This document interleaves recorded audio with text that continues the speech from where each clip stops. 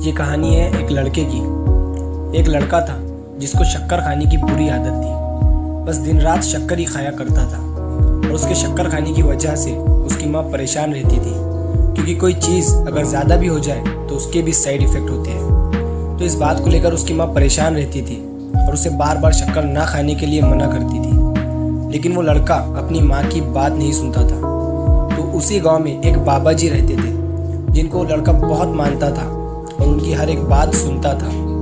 तो उसकी माँ ने सोचा कि बाबा जी से कहने लगाऊंगी कि आप इसे शक्कर ना खाने के लिए मना कीजिए। उसने अपने बेटे को बाबा जी के पास लेकर गई। बाबा जी एक पेड़ के नीचे बैठे हुए थे। उस औरत ने बाबा जी से कहा कि बाबा जी, आप मेरे बेटे से सिर्फ इतना कह दीजिए कि वो अब से शक्कर ना खाए।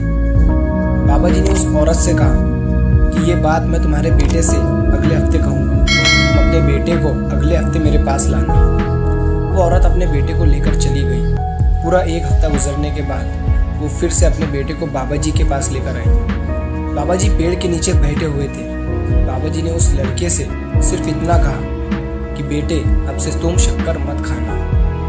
बाबा जी के इतना कहने से ही वो लड़का बाबा जी की बात को मान गया। लेकिन उसकी माँ हैरान थी कि सिर्फ इतना सा कहने के लिए बाबा जी ने मुझे एक हफ्ते के बाद बुलाया। और उसने बाबा जी से पूछ ही लिया कि बाबा जी, सिर्फ इतना सा कहने के लिए तुमने मुझे एक हफ्ते के बाद क्यों बुलाया? तो बाबा जी का जवाब थोड़ा ध्यान से सुनिएगा। बाबा जी ने कहा कि एक हफ्ता पहले मैंने भी शक्कर खाना नहीं छोड़ा था।